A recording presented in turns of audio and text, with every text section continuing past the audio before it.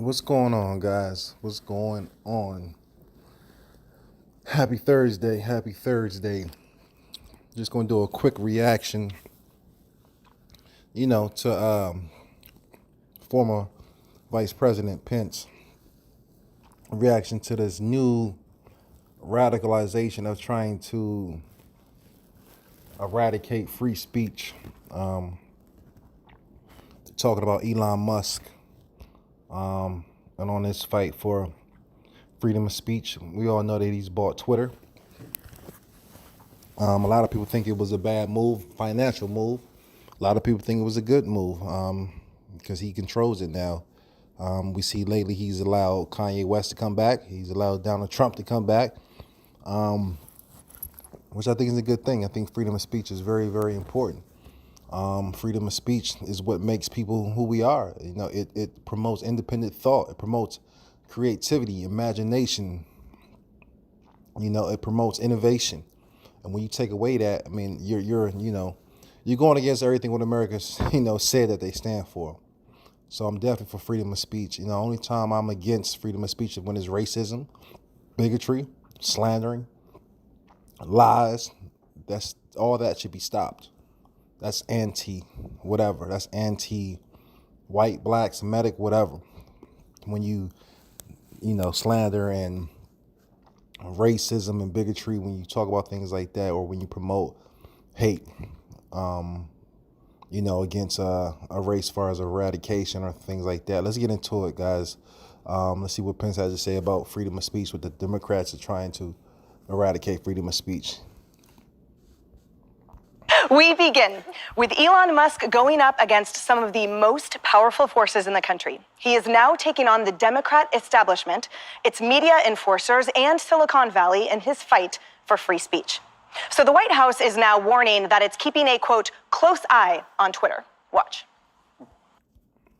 Real quick, I just want to stop right here. And so the White House is keeping an eye on Twitter, which is owned by Elon Musk. So pretty much they saying, we're watching Elon, we're watching Musk because you're allowing people to come back who we don't agree with. You allow Trump to come back, and we totally hate him.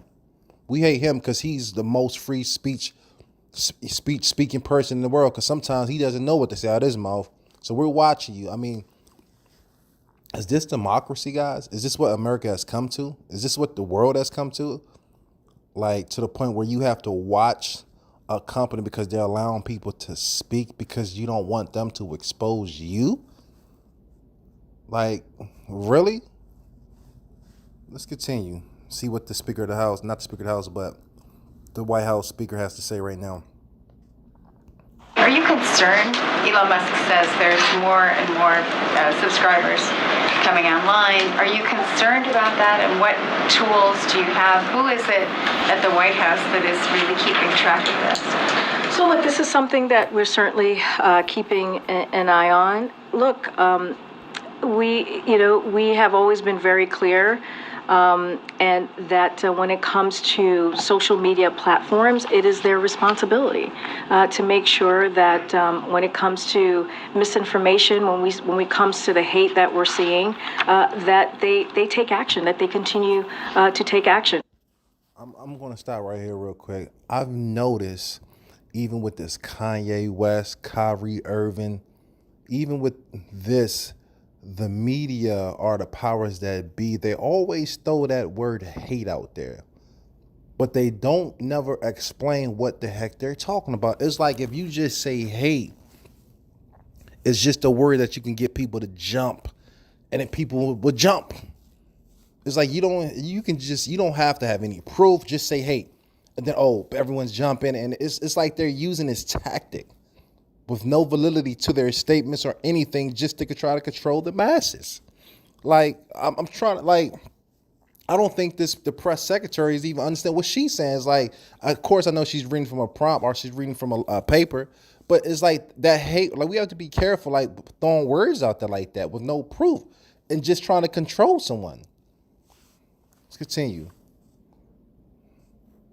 Again, we're all keeping a close eye on this. Maybe that's because Musk says he will release Twitter free speech suppression files that include the platform censorship of the Hunter Biden laptop story. Tweeting, "The Twitter files on free speech suppression soon to be published on Twitter itself. The public deserves to know what really happened." Musk also says stakes are high for the country, tweeting, "This is a battle for the future of civilization. If free speech is lost, even in America, tyranny is all that lies ahead." Mr. Vice President. So here we go. And we know that you got Fox News, CNN. We got all these different news stations who swing to the left and they swing to the right. But if we're going to talk about facts, facts is facts. Is Joe Biden and the Democrats fighting Elon Musk because he's going to release the Hunter Biden files of Hunter Biden illegal dealings with other countries? Does Biden not want that to get out? Is that the reason why he's, you're using words like hate, misinformation, and things like that, because you're going to get exposed? So we got to be real careful, guys. And, and this is why you can't trust, neither party, for real. Because at the end of the day, politics is a real tricky game. It's like, look how the Democrats are using and abusing their power to try to stop a social media platform from releasing information that's going to help the American people to make a better informed decision. At the end of the day, is this all about 2024, the election, that they don't want to get exposed because people are getting more turned off by the Democratic Party, what Joe Biden did? It's starting to get real sickening. Let's continue. President, is Elon Musk right? Well, I think Elon Musk is exactly right. The foundation of America is freedom, and the freedom of speech, a free and independent press is a bulwark of why this nation is extraordinary and exceptional. I just have to tell you, to see in the White House press room the suggestion that the President of the United States is keeping a close eye on any element of the media is deeply offensive to me. It's your job in the media to keep a close eye on elected officials. I lived in that world for 20 years as a congressman, as a governor, and as your vice president. But I do think, as you suggest, I think it may well be because Elon Musk, who I came to know very well during the 4 years of the Trump-Pence administration, I think it's because he is preparing to release information finally about the suppression of the Hunter Biden story, which, as I write about in my autobiography, real quick, and here, I don't know too much about Vice President Pence. He was, during his time, he was kind of quiet guy. Don't know too much about him, like I said, but here I definitely agree with him here that the reason why the Democrats and the Biden administration is coming after Musk is because they're afraid. Point blank and simple. They're afraid that Elon is going to release something that they don't want to get out, that people are already aware of, about Joe Biden's son having illegal dealings across seas and making money across seas and having businesses across seas. So a lot of people are well aware of that, but this is just going to put the ice on the cake. And that's the reason why they using the word hate. Like, what does hate, and think about, what does hate have to do with Elon Musk putting out files on Hunter Biden illegal dealings or whatever he's into that's illegal? What does that have to do with hate? So like I said, we have to watch these people, guys, because we live in a time where you just throw hate out there and they could just shut you down because with no proof. It's just the word. help me God, was a disgrace. The fact that a laptop was discovered in the weeks before the election, that emails were revealed, and that social media platforms, including Twitter, actually suppressed access to a New York Post story is deeply offensive to me. And Twitter wasn't the only one, but the fact that they're going to come out with this information, I have to believe some of the people walking around in the West Ring, it's one of the reasons why they're keeping a close eye. That's right. And sir, what role then do you see the government playing in this, if any at all? Well, I think it's important that we recognize, even in a free society, you're not free to yell fire in a crowded theater, right? And so there are basic elements, basic requirements of maintaining. I'm gonna rewind this what he said. He said you're not allowed to scream fire in a crowded theater. On this real quick. Recognize, even in a free society, you're not free to yell fire in a crowded theater, right? And so there are basic elements, basic requirements of maintaining the debate. And Twitter is about. And I think, and here what Pence is saying is that there are certain things, you know, of course we're free to say certain things, but there is a line. And like I said earlier in the beginning of this video, that no one should be free to promote hate or the genocide of a people or promote bigotry or things like that, or to slander someone, defamation, that you're lying on someone. No one should be it's a line drawn. That is not freedom of speech. You know what I'm saying? That is what you call, you know,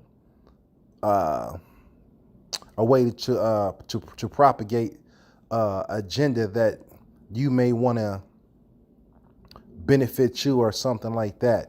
So here, that's what Pence is pretty much saying here. It's the line, and we understand that, and I think that intelligent people agree and they understand that line as far as what comes out your mouth. But as far as Twitter releasing files and that the American people need to know in the world, that has nothing to do with, you know, hate or misinformation or anything. So they need to stop it. That they've reaffirmed their commitment to that. I have great confidence in that, but we ought to always err on the side of freedom and freedom of speech. I mean, for heaven's sakes, right now we're on the cusp of a heroic person named Jimmy Lai facing a trial in Hong Kong for standing for freedom of speech and freedom of the press. We ought to be sending a deafening message of support for that godly man in the stand that he's taken. And we ought to be pushing back on any rhetoric in the public debate here that. So here Pence was talking about this guy in Hong Kong who's locked up right now for I'm not sure what he did, but he stood up for something and he said something maybe that the government didn't want him to say. Maybe he exposed him and he locked him up. I'm not sure if Hong Kong is a dictatorship, which it probably is. And it seems like if it is, that's where the U.S. is going. I mean, it seems like the USA is going towards a dictatorship position. You know, within the next 50 years, I think we'll be there, guys, because we headed to a very, very, very, very bad place. And if we don't turn this thing around, we headed to a bad place. So it's the only way we could change it is to get the right people in office. And I'm not even a fan of that because I know the politics it's problems in politics. You know, I think power and authority should be given to those who least want it. You know, and I think that's when true change comes. That would send any message other than we believe in freedom of speech and the freedom of the press.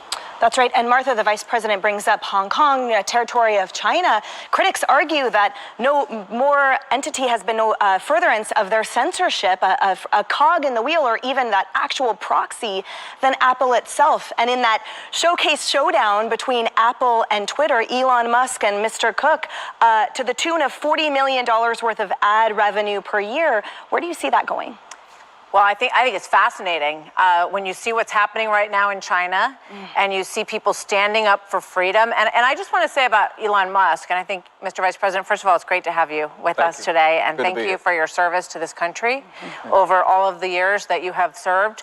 And, you know, but Elon Musk is such a fascinating character in the history of this country. You know, you look at what he's done with rockets to space, with electric vehicles. He's always pushing the envelope, and he likes failure. He likes it when things don't work because he talks about what you learn when you fail over and over again. If you've watched, there's a great documentary about SpaceX, which, you know, just really shows how dedicated he is. So I don't think he's going away from this fight anytime soon. And I think you're right. I think it strikes fear in the... Real quick, I just want to talk about something significant that she said that Elon Musk likes. The reason why Elon Musk is so successful and she's just said something. Elon Musk likes failure. Let me tell you something, guys. There's no such thing as failure. Failure is a man-made concept. It only exists in your own mind. Elon Musk understands that failure is success. It's the law of polarity. Failure is just on the other side of the continuum of success. Like failure teaches you to go this way, not that way. So in order to succeed, you must fail. Like, so I mean, we use the word fail, but that word really doesn't exist.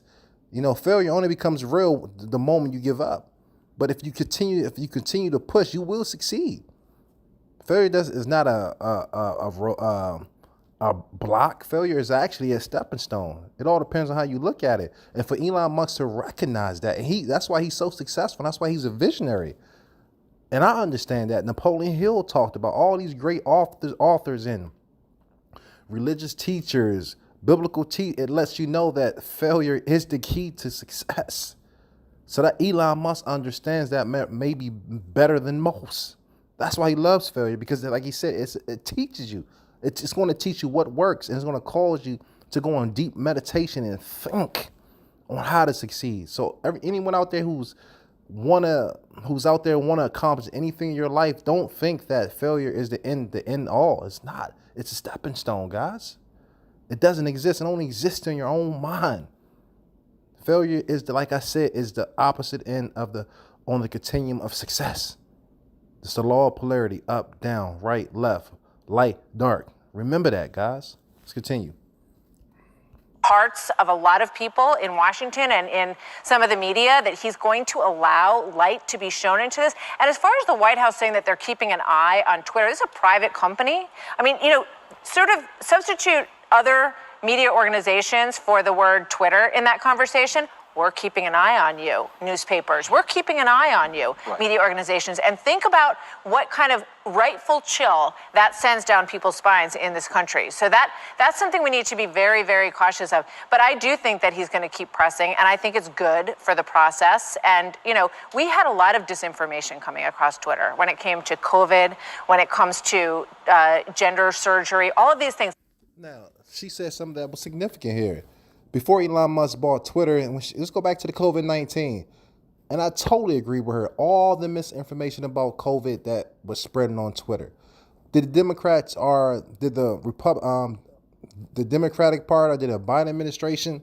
And I'm not leaning towards the Republican Party, because I'm not a Republican or I'm not Democrat. I just want to make that clear. I'm just saying, Fauci, none of them said anything.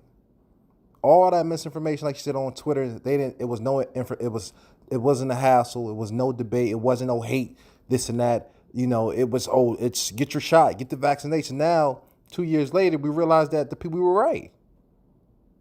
So this is what I'm saying. Is it a double standard here? Like, these are the games that these people play. And there is a check on Twitter. It's called the comments.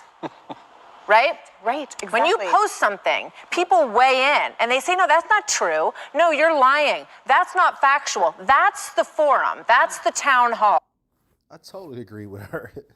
I mean, it's not like if you post them on Twitter, it gives you the ability for other people to respond back to what you're saying. That's what Twitter is all about, for people to post their opinions, and people can respond whether they agree or not. It's a friendly debate going back and forth. Sometimes it's friendly, sometimes it's not. But it allows everyone to have their free speech. That's what Twitter and other platforms are all about. Not to try to muzzle other people from speaking.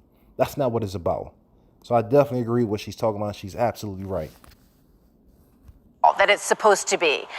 So I think the White House can just relax and allow that process to play out. And let's see what Elon Musk wants to be able to unleash in terms of this forum. Right. That's such a great point, Ainsley, that the public square regulates itself. We're not China, where the government has to make sure that they're censoring and involved in every piece of conversation. So the free speech, the beauty of it is that your fellow Americans get to weigh in on your comments. Yeah, and that's why Elon said he bought it. He wants that free forum, that public forum, the town square, when everyone can weigh in. And he's not a Republican. He did endorse DeSantis and wants him to run for president, but he also said he voted for Joe Biden. So, and in the past, he's voted for all Democrats until recently.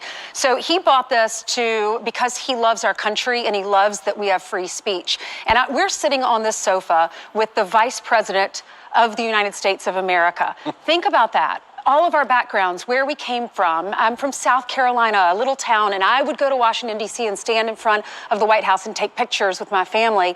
And then the next thing you know, we have the opportunity to go in the Oval Office and interview the president and interview the vice president. And that is not lost on all of us. We have a great country, and this is a slippery slope. If we continue to not allow free speech, and we're seeing that happening little by little in our country, then we could end up like a China. We could end up like an Iran, where you don't have, you can't freely protest, or you get killed because you don't have your scarf on the right way.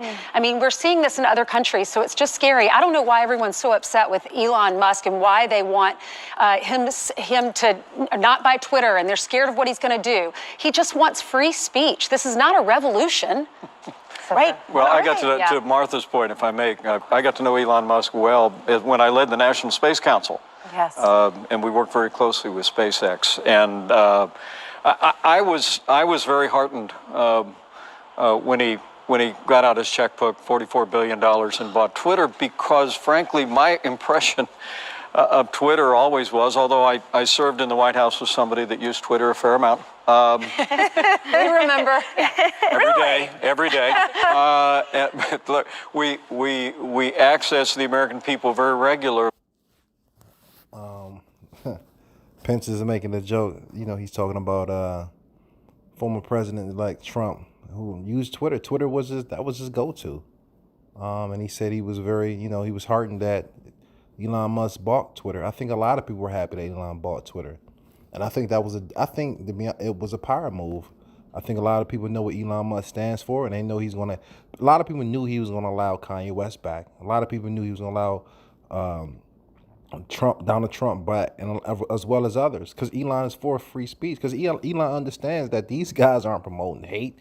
These guys aren't promoting division. They're promoting their opinion, and they're exposing people who don't want to get exposed. So I agree with Pence. I was glad when Elon bought Twitter, and I hope that it succeeds. Hope he gets a lot of subscribers, and I hope that the stock price goes up. But I always had a sense, and I worry about the suppression of conservative voices, the suppression of conservative views in social media, including on Twitter, not just the Hunter Biden story. Yeah. And I'm with you, Ainsley. I really do believe in what you said, Martha. I think Elon Musk's politics are different than mine. I mean, I know him well enough to know his politics are different than mine on many issues. But he has a bias for freedom, a bias for American innovation. I know he's going to bring that to Twitter. Those are great biases to have. And Ainsley, I do think you bring up a great point about the slippery slope, and that's why this conversation really matters. The first red flag that I got was last year when Karine Jean-Pierre said that the Biden administration is working with social media companies to limit COVID-19 misinformation. So that is the government saying what is good and bad speech and talking directly to a social media company about it, which sounds an awful lot like a First Amendment violation. Then there was the Disinformation Governance Board that we thought was disbanded. Then because of the Intercept's fine reporting, we found out that DHS still plans to go after COVID misinformation, racial injustice, and information on the withdrawal from Afghanistan. Really? So you think about what the DHS was created after 9/11 to protect Americans from terrorists. How did it become an organization that is protecting Americans or trying to censor some sort of speech? That is a really big slippery slope. So all of this certainly matters, and it is going to be a very interesting fight. Elon Musk is a very unique guy, but he has a lot of powers against him, including apparently the government and Apple as well. I can't wait to see what he reveals. That's I'm right. excited. Hopefully that'll come out soon. Yes, that's right. Hey everyone, I'm Emily Campagno. All right, guys, that's it. Let me know what you guys think. Subscribe, hit that like button. Peace out.